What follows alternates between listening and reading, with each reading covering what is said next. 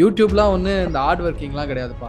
Just வந்து dance ஆடுறாங்க, ஏதோ வந்து திட்டுறாங்க, அசிங்கமாக திட்டுறாங்க, அசிங்கமாக வீடியோ போடுறாங்க, அதை வச்சு ட்ரெண்ட் ஆயிடுறாங்க அப்படின்னு ஒரு ஒரு சில பேர் இல்லை, நிறைய பேர் இங்கே சொல்றாங்க. வீட்டுல ரொம்ப அடம் பிடிச்சி ஒரு பைக் வாங்கினா அதுக்கு வட்டி மட்டுமே வந்து 30,000 ரூபாய் மாசத்துக்கு. அவங்க அப்பாவோட சம்பளம் எவ்வளவு தெரியுமா? யூடியூபும் சரி இன்ஸ்டாவும் சரி உன்னை வந்து அதாவது வேல்யூவே இருக்காது ஒரு விஷயம், அது ஒன்று ஹிட் பண்ணி விட்டுரும், பயங்கரமா ஹிட் பண்றோம். ஆனா நம்ம தோணுது எங்க நடக்குது, நம்ம நினைக்கிறோம் அது ஒரு நடக்கும். ஆனா வந்து இது செரேபியன் டான்சிங் நினைச்சேன். Welcome to unfiltered with Kamalesh Sidhu. இந்த எபிசோட்ல நம்ம என்னுடைய க்ளோஸ் ஃப்ரெண்ட் அண்ட் யூடியூபரான ஜெஸ்டர் பிரவீன் கூட தான் பேசணும். பிரவீன் நிறைய விஷயங்களை இந்த வீடியோ பாட்காஸ்ட்ல ஷேர் பண்ணியிருந்தா. அண்ட் பிரவீன் இந்த காலத்து யங்ஸ்டர்ஸ் எவ்வளோ மோட்டிவேட்டடா இருக்காங்க அண்ட் நம்மளுடைய அப்பாக்களுடைய டெடிகேஷன் எந்த லெவல்ல இருந்துச்சுன்ற மாதிரி நிறைய விஷயங்களை நம்ம கூட இந்த எபிசோட்ல பிரவீன் ஷேர் பண்ணியிருக்காங்க. அதை தான் நம்ம இப்போ பார்க்க போறோம். அதுக்கு முன்னாடி நான் கமலேஷ் சித்து. இந்த மாதிரி நிறைய வீடியோஸ் நீங்க பார்க்கணும்னா என்னுடைய சேனலை சப்ஸ்கிரைப் பண்ணி வச்சுக்கோங்க. நீங்க நம்ம சேனலுக்கு சப்போர்ட் பண்ணணும் அப்படின்னு நினைச்சீங்கன்னா சப்ஸ்கிரைபுக்கு பக்கத்துல கீழே ஜாயின் அப்படின்னு ஒரு பட்டன் இருக்கும். அதை கிளிக் பண்ணி மெம்பர்ஷிப்பை நீங்க வாங்குறது மூலியமா நம்மளுடைய சேனலுக்கு உங்களால சப்போர்ட் பண்ண முடியும். அண்ட் நீங்க வாங்கின மெம்பர்ஷிப்க்கு ஏற்ற பர்க்ஸும் உங்களுக்கு கிடைக்கும். அண்ட் இந்த எபிசோட்ஸை நீங்க பாட்காஸ்டாகவும் என்னுடைய ஸ்பாட்டிஃபை சேனல்ல கேட்கலாம். அவருடைய லிங்க் இங்க இருக்கு. இப்ப பிரவீன் நம்ம கிட்ட என்ன ஷேர் பண்ணா அப்படின்றத நம்ம கேட்கலாம்.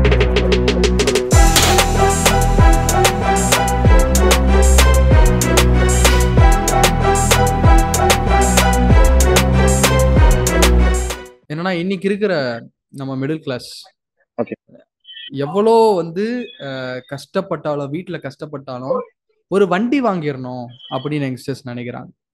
எவ்வளோ நம்ம கஷ்டத்துல இருந்தாலும் நம்ம வந்து ஒரு பயங்கரமான ஒரு ஐஃபோன் கையில வாங்கிடணும் அப்படின்னு நினைக்கிறாங்க. ஒரு ஐஃபோனோ ஒரு வண்டியோ இன்னைக்கு இல்லைன்னா சமூகத்துல நடமாறவே முடியாதுன்ற லெவலுக்கு இப்ப கொண்டு போயிருக்காங்க. இதை நீ எப்படி பாக்குற? சரிடா, எனக்கு அந்த பைக்கான ஆசையே எனக்கு இல்லை.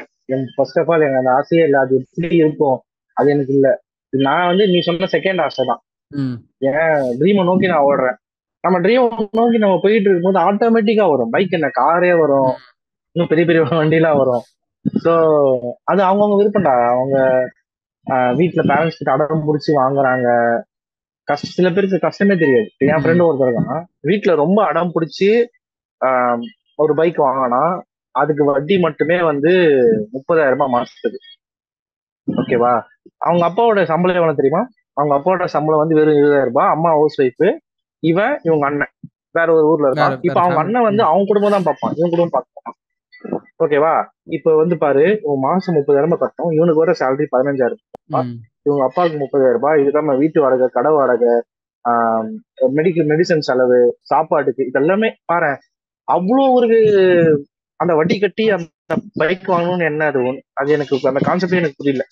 இத்தனைக்கும் அவன் நிறைய நியாயம் பேசுவான். இப்படி தப்புடா, பண்ணக்கூடாது, அப்படி அப்படின்னு. இப்படி சொல்ற நீயே வந்து உன் ஃபேமிலியை வந்து இப்படி பண்ணிட்டு, எல்லாருக்கும் தானே ஆசை இருக்கு. எனக்கெல்லாம் பாத்தீங்கன்னா வந்து ஒரு பெரிய சிஸ்டம் செட்டப், ஒரு 2.5 லட்சத்துல சிஸ்டம் செட்டப் வந்து பண்ணணும்னு ஆசை. பட் அதுக்கு காசு இல்லை. இதை நினைச்சு நான் ஃபீலே பண்ணல. ஏன்னா இது ஏன் நிலைமை, இது நான் ஃபீல் பண்ணேன்னா அது வேஸ்ட். ஏன்னா எனக்கு என்ன நிலைமை இருக்கும் அதுக்கேற்ற மாதிரி தான் நான் வந்து போக முடியும். ஸோ மேபி இது வந்து நீ யூடியூப் சேனல்ல பார்த்துட்டு உங்க யங்ஸ்டர்ஸ் பாக்குறாங்கன்னா தயவு செஞ்சு உங்க ஆசைக்காக வந்து வீட்டை வந்து ஒரு கஷ்டத்துல விடாதீங்க. நீங்க உங்க ட்ரீமை நோக்கி போனாலே பைக் என்ன, காரு என்னென்னமோ வாங்கலாம். நீங்க அந்த ஒரு விஷயத்துக்கு மட்டும் தள்ளாதீங்க அவங்கள. இல்ல அவங்களுடைய மைண்ட் வேஸ் என்ன இருக்குன்னா, நாங்கெல்லாம் எங்களுடைய ரசிகர், நாங்க தலைவனா நினைக்கிற அஜித், விஜய், ரஜினி, கமல் இவங்க சொல்லியே நாங்க கேட்கல. நீங்க யாரா 2 பேர், நீங்க சொன்னா நான் கேட்கணுமா அப்படின்னு கமெண்ட் பண்ணுவாங்க. அது வந்து நம்ம சொல்லி கேட்க மாட்டாங்க தான்.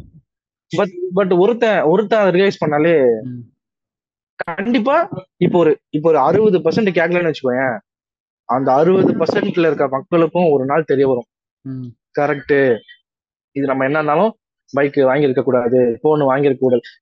இப்போ எனக்கு ஐபோன் வாங்கணும், அது என் ஆசைக்காக கிடையாது, என் ப்ரொஃபஷனுக்காக. ஐபோன்ல தான் ஒரு ஃபில்டர் வரும், அதுக்காக நான் எவ்வளவோ கஷ்டப்பட்டேன். எனக்கு சிபில் ஸ்கோர் இல்லை, எதுவும் இல்லை, கடன் வாங்கி இதுக்கு நான் என் ஆசையை வந்து நிறைவேற்றிக்கணும். போலாம், நம்ம பண்ற வீடியோஸை பண்ணிட்டே இருக்கலாம். ஒரு நாள் நம்ம அதே ஐபோன் வரும், செகண்ட்ஸ்ல என்ன புதுசே வரும் அப்படின்னு சொல்லிட்டு தான் இப்போ வரைக்கும் எனக்கு நிறைய ட்ரீம் இல்லடா, நிறைய ட்ரீம் இருக்கு. என் ட்ரீமை ஃபாலோ பண்ணாலே எனக்கு நான் ஆசைப்பட்ட ட்ரீம் அது வழியா வருவன்றது என்னோட பிலீவ். நீ என்னைக்குன்னா ஒரு விஷயம் வந்து எனக்கு நிறைய விஷயங்கள் நடந்திருக்கு. நீ ஒரு விஷயம் எனக்கு சொல்லுவ, நான் அதை அப்படியே அதை ஃபாலோ பண்ணுவேன். அது மூலியமா எனக்கு சக்சஸ் நிறைய விஷயங்கள் நடந்திருக்கு. இந்த சேனலே அப்படி நடந்த ஒரு விஷயம் தான், அதை யார் மறுக்கிறது கிடையாது. இப்ப நீ ஏதாவது ஒரு விஷயம் வந்து உனக்குள்ளே நீ ப்ரீ மெடிடேட் பண்ணியிருக்கியா? நம்ம ஒரு வீடியோ போடுறோம், இந்த வீடியோ இவ்வளோ வியூஸ் போகும், அதனால நமக்கு இவ்வளோ சப்ஸ்கிரைபர்ஸ் வரும், நம்ம இது போட்டா இதனால நமக்கு இது வரும்ன்ட்டு உனக்கு தோணியிருக்கா? அந்த மாதிரி தோணுனது நடந்திருக்கா? நம்ம தோணுனது எங்க நடக்குது? நம்ம நினைக்கிறோம் அது நடக்கும். ஆனா வந்து இது செரேபியன் டான்சிங் நினைச்சேன், இது கண்டிப்பா 1 மில்லியன் போகும். அது என்ன நம்பிக்கைன்னு எனக்கு தெரியல. 1 மில்லியன் போகும்னு நினைச்சேன். அது வந்து இப்போ 6 மில்லியன் அந்த ஷார்ட்ஸ் எதிர்பார்க்கவே இல்லை. அதே மாதிரி நிறைய விஷயம் நான் வந்து இதெல்லாம் போகுமா இந்த வீடியோ அப்படின்னு நினைப்பேன். அதுதான் பயங்கரமா போகும். சரி கஷ்டப்பட்டு ஒண்ணு பண்ணுவேன், எடிட்டிங் அது இதுன்னு கஷ்டப்பட்டு ஒண்ணு பண்ணுவேன், சுத்தமா போவாது. அந்த எனக்கு அப்போ வந்து பொங்கலுக்கு ஒரு வீடியோ பண்ணி பயங்கரமா ஐயோ, பயங்கரமா பொங்கல் வீடியோ எல்லாம் பாத்தீங்கன்னா நான் வந்து போன வருஷம் பண்ணது. போன வருஷம் பண்ணும்போது ஒரு 2 மில்லியன் தான் வந்தது. இந்த வருஷம் பொங்கலுக்கு எனக்கு கான்செப்ட் கிடைக்கல. சரி கான்செப்ட் கிடைக்கல, அதுவே தூக்கி போட்டு விடுன்னு சொல்லிட்டு சும்மா போட்டதாண்டா 26 மில்லியன். சத்தியமா எனக்கு அவ்வளவு பெரிய எனக்கு கிடைக்கும் ஃபர்ஸ்ட் வீடியோ அது வந்து 26 மில்லியன். வெளியே அதர் ஸ்டேட்ல தான் வந்துச்சு. கலாட்டால போட்டாங்க, அதர் ஸ்டேட்ல இருந்து வந்தது எனக்கு கமெண்ட்ஸ். சோ அதான் நம்ம ப்ரிடிக்டே பண்ண முடியாதுடா. அது வந்து அது ஒரு டைம், நீ ஒரு விஷயத்த பண்ணினா ஒரு சில வீடியோ அதே எடுத்து போய் சேர்த்துருவாங்க. இன்னொன்னு அதே மாதிரிதான் வந்து அந்த மா சாங் இருக்குல்ல, கொஞ்சம் டீ போட்டு கொடுமா, ஃபர்ஸ்ட் எனக்கு இட்டு கொடுத்த சாங்கே அதுதான். அது பிளானே இல்ல, இதெல்லாம் வந்து இட்டு அடிக்குமான்னு ஒரு கான்செப்டே எனக்கு இல்ல, சும்மா தோணுச்சு போடணும்னு போட்டேன். அது வந்து நம்ம ஃப்ரெண்டு நந்தகோபால் அவர் ஒரு அக்கௌண்ட் வச்சுருந்தாரு, அதுல ஃபர்ஸ்ட் இட்டு இதுல இவ்வளவு இட்டு அடிக்குதுன்னு சொல்லிட்டு என் வீடியோ என்னோடதுல போட்டேன், எந்த பயங்கர இட்டு.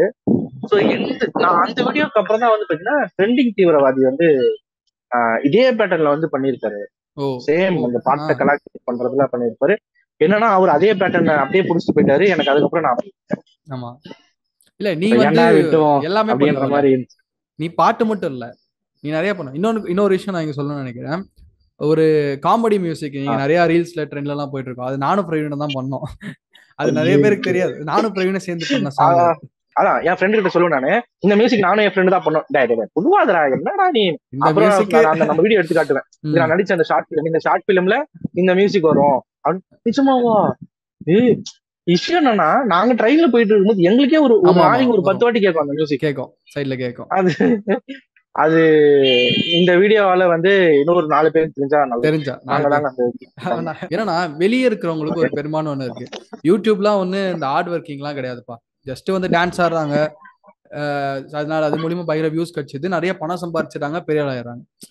ஏதோ வந்து திட்டுறாங்க, அசிங்கமா வீடியோ போடுறாங்க, அதை வச்சு ட்ரெண்ட் ஆயிடுறாங்க அப்படின்னு ஒரு சில பேர் இல்ல நிறைய பேர் இங்க சொல்றாங்க. அதை பத்தி நீ என்ன சொல்ற?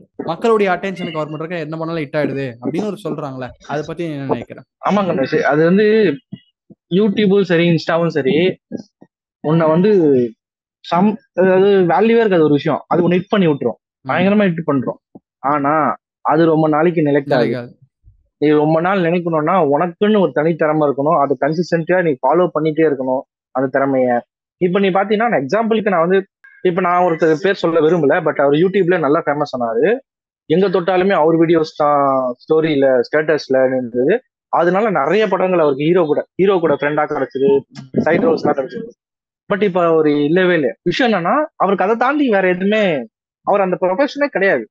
ஓகேவா, சாதா ஒரு வீடியோல வந்து ஃபேமஸ் ஆனவர். இப்ப அவர் எங்கன்னே தெரியல. சோ நான் என்ன சொல்றேன்னா ஃபேமஸ் ஆகலாம், நிறைய வியூஸ் போகலாம், பட் நிறைய பேர் ஒரு ரியல் ஆர்டிஸ்ட் இருப்பாங்கல்ல, தன்னைத்தானே வந்து வழிய வச்சுட்டு வெளில சிரிச்சுட்டு நல்லா நடிக்க தெரிஞ்சவங்க, என்னால வெளிப்படுத்த முடியலையே, சே என்ன இவங்க எல்லாம் வராங்க, நம்மளால வர முடியும் நடிக்கிறவங்க ஒரு சில பேர் இருப்பாங்க.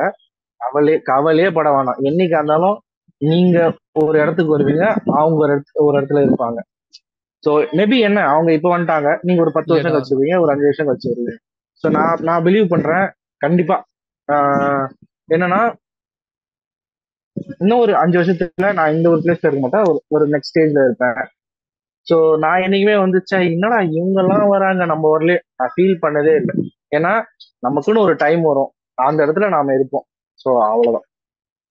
ரொம்ப சூப்பரான பிரவீன். ஏன்னா நான் முன்னாடி ஸ்டார்டிங் நம்ம அப்பா அம்மா பண்ண விஷயம் தான். ஒரு விஷயத்துல நம்ம ஜெயிப்புமா தோக்குமான்னு தாண்டி அதுக்காக கண்டினியூஸா அந்த ஒரே விஷயத்த ரொம்ப வருஷமா அவங்க செஞ்சுட்டு இருக்கிறதுனால அவங்க ஒரு டைம்ல அதில் எக்ஸ்பர்ட் ஆகுறாங்க. ஸோ அதே மாதிரி தான் நம்ம பண்ற வீடியோஸ், எந்த தொழிலில் யார் என்ன பண்ணாலும் நீங்க ஒரு விஷயத்த சின்சியரா அதுக்காக டைம் ஸ்பெண்ட் பண்ணி ரொம்ப நேரம் பண்ணீங்கன்னா அதுல உங்களாலையும் சக்சஸ் அடையும். அதுதான் பிரவீன். அதுதான் இவ்வளோ நேரம் வந்து Final question ஆ? ஜாயின் பண்ணி இல்ல இவ்வளோ நேரம் வந்து இங்க ஜாயின் பண்ணி பயங்கரமான ஒரு சில விஷயங்கள்லாம் சொன்னேன். ரொம்ப தேங்க்யூ. உன்னை பத்தி நம்ம இன்னும் நிறைய விஷயங்கள் எல்லாம் தெரிஞ்சுக்க வேண்டியிருக்கு. பட் இருந்தாலும் நம்ம இன்னொரு வீடியோல வந்து இதை விட அதிகமான விஷயங்களை வந்து நம்ம பேசுவோம். தேங்க்யூ பிரவீன். ஓகே.